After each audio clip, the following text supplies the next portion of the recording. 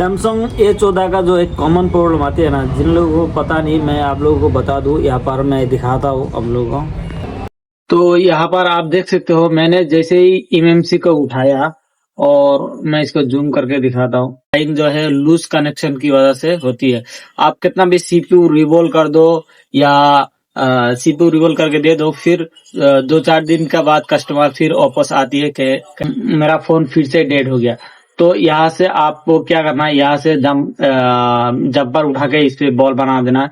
चारों में भले ही इसमें कनेक्शन हो, फिर भी आपको जंपर मार देना है। ठीक है, मैं इसको जंपर मार के फोन को ऑन करके दिखाता हूँ। ये जंपर मारने से ये जो प्रॉब्लम है ये सॉल्व हो जाएगा, नहीं तो आप कितना भी सीपीयू रिवोल्व कर दो, कुछ भी कर दो, ये प्रॉब्लम जो है सॉल्व नहीं होने वाला है। ठीक है, तो इसको करके दिखाते हैं हम लोग।